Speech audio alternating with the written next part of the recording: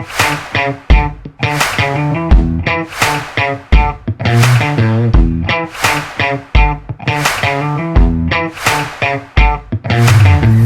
اللي انت بتقوله للولاد دول عشان يقدر ان هو يكيب اون يكمل في المجال ده؟ يعني بص، عايز اقول لك ان انا ميزه ذا ميكر الريكروتمنت، ان احنا الحمد لله يعني ربنا وفقنا ان احنا قدرنا نبني تيم قوي جدا، وشباب عندهم اخلاص كبير جدا وعندهم النوليدج ومتعلمين، ومش سهل ان حد يلاقي الكومبو ده. ربنا ده على فكره بيبقى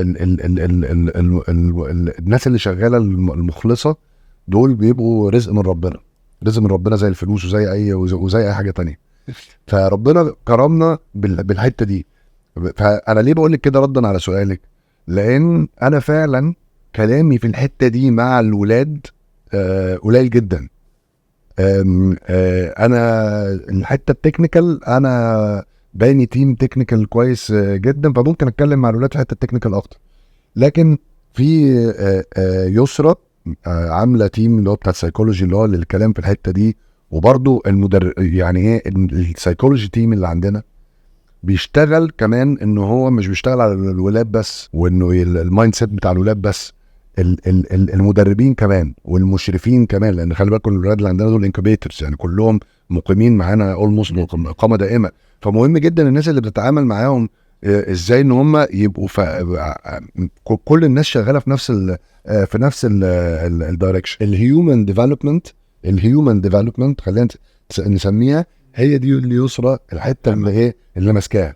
لان انت ما ينفعش ان انت يبقى اللعيب بيفكر بطريقه والمدرب بيفكر بطريقه والمشرف اللي عايش معاهم بيفكر بطريقه والمدرب، يعني لازم يبقى كل الناس مش شغالين في نفس الدايركشن.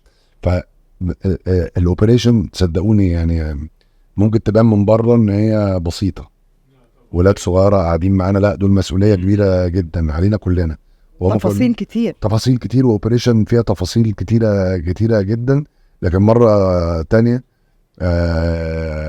انا مؤمن بالقوه والباور بتاع التيم وورك، ان ازاي الناس كلها تشتغل، وازاي الناس كلها كل واحد ياخد السبيس ان هو يبدع. دي طريقتي في الاداره ودي فلسفتي في الاداره. وانا بحاول قدر المستطاع ان انا انقل الفكر ده لكل الناس اللي شغالين في التيم معانا، ان ازاي ان احنا كلنا نبقى ماشيين في نفس الدايركشن، وكل واحد يعمل شغله. دي مهمه، كل واحد يعمل شغله. سر نجاح اي منظومه ان كل واحد يعمل شغله. الناس اللي ماسكه الفاينانس هم المسؤولين عن الفاينانس، الناس المسؤولين عن النيوتريشن الناس التانية ما لهمش دعوه بيهم، المدربين الناحيه الفنيه، التكنيكال دايركتور هو اللي بيحط تريننج بروجرامز. انا كراجل رئيس تنفيذي ما بتدخلش في عمل الجنرال مانجر، هو ليه شغله على الارض يتحمل مسؤولياته، انا ليا نظام شغل معين مع الماركتنج اند سيلز تيم. يعني احنا الاستراكشر بتاع ذا ميكر عملناه الحمد لله بطريقه احترافيه. لكن الرزق الاكبر هو ان انت يجي لك ناس تفيتن السيستم اللي انت عايز تشتغل بيه. فالولاد دول مسؤوليه احنا بنهتم في ذا ميكر بجد بكل تفصيله ممكن تتخيلوها. كل كلمه بتقولها له، كل كلمه بتقولها له هي هتأثر فيه، هتقعد معاه على طول. فاحنا فعلا مسؤوليه كبيره جدا، بناخد بالنا من اقل التفاصيل. انا متابع برنامج شارك تانكس، وفي يوم كده بفتح البروموت لقيت ميدو. انا عايز اعرف حسيتي بايه وهو في الخناقه ديت وهو واقف بيفايت على حلمه كانه لسه فاتح مشروع جديد. صح ده حصل؟ ده حصل. هو فعلا ستارت اب، صح. يعني هو فعلا انت ما تبص عليه، هو فعلا مشروع جديد. ميدو بتاع مش ما انا I don't represent ميدو، انا am representing my baby. اولا انا كنت فخوره بيه جدا اليوم ده ومن قبل اليوم ده، لان ميدو فعلا قعد اسبوع هو بيذاكر، بس بيذاكر هيقول ايه، وكأنه فعلا امتحان. واليوم ما كنا رايحين بالليل هو قاعد وبيصحى ويقوم من النوم يراجع الارقام ويذاكر تاني، وانا اقول له ميدو لغه بزنس، يقول لي ما تقلقيش. وفعلا انا كنت مبهوره وانا بتفرج عليه. اولا هو حلمه وتعب فيه كتير جدا، بس دلوقتي انت مسؤول عن حلم 65 ولد. فانا حسيت بيه وهو بيعمل البرزنتيشن وبيقدم، هو بيكلم، هو بيحارب على حلم الولاد دي. وهو ده اللي احنا بنعمله. احنا كل يوم يعني احنا ربنا رزقنا طبعا بتيم ورك هايل، بس هم كمان عندهم ديديكيشن عالي جدا. كل يوم احنا بنفكر هنعمل ايه، هنطور ازاي، هنقدم لهم ايه، يعني لان انت مسؤول عن حلم 65 ولد وبيزيدوا. لما وقفت جنبه مش هيسلموا عليه. لا انا عايز اللقطه دي. لا كنت مبسوطة طبعا جدا جدا يعني ولما اصل ايمن على فكره صاحبنا من زمان اكتر واحد. ايمن يعني على فكره ايمن من الناس اللي ساهمت في ان هي تنظم فرحنا، يعني هو اللي ساعدنا.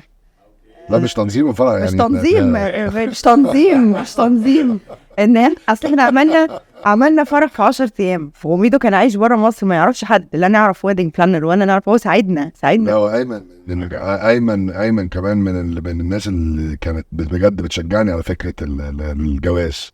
يعني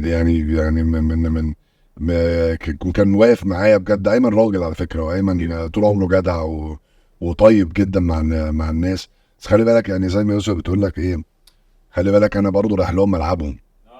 انا برضو في النهايه انا بقى فوتبول باك جراوند. ماشي سافرت ورجعت وبتاع، بس ما ارحموش. لا ده خلي بالك البيتش دي ما اتعرضش منها الا ربعها. لا كان في اسئله صعبه في كتير حاجات كتير. فكنت انا بقدم 7 years business plan بالارقام لاكبر رجال اعمال في مصر، فاهمني؟ فانا في بقى بتسأل في احنا سنة كذا هنعمل كذا كذا، فلازم ابقى محدد جدا. ليه؟ لان انا عارف ان هي دي القصة اللي انا بقول لك عليها في ايه. الرئيس التنفيذي لاي شركة لازم يكون بيعرف يسوق لمشروعه. لو الرئيس التنفيذي ما بيعرفش يسوق لمشروعه، ما بيعرفش هو نفسه فاهم الفاليو وايه الفاليوز اللي في والايه الكوزز لازم يبقى فاهمها كويس قوي. فهو ده عشان حاجه احنا بدأناها من سكراتش، وابتدينا ان احنا نكبرها واحده واحده وكده. فعارف الفكره نفسها والهدف منه وكل الكلام ده جوه مخنا. فلما الرئيس التنفيذي بالذات الرئيس التنفيذي، يعني انا بحضر معظم الميتنجز اللي بتبقى مع الماركتنج اند سيلز تيم، الناس اللي رايحين بيعملوا ابروتش او بي مع شركات كبيره. يعني احنا برضو من ضمن الحاجات اللي احنا بنفخر بيها ان احنا معانا، مش هقدر اقول اسماء شركات، بس احنا بجد معانا يعني 6 أو 7 رعاة كبار، شركات كبيره وشركات امنت بفكره ذا ميكر. ده خلي بالك ده قبل ما الشاركس يخشوا معايا. احنا قبل الشارك كان بقالنا سنتين، الناس ما تعرفش ده يعني فاهم، كان بقالنا سنتين بنشتغل. فبروح الميتينجز وبروح ابيع الفكره للناس. عندي طبعا ماركتنج. فكرت شيء ما حد مكانك شارك تانكس؟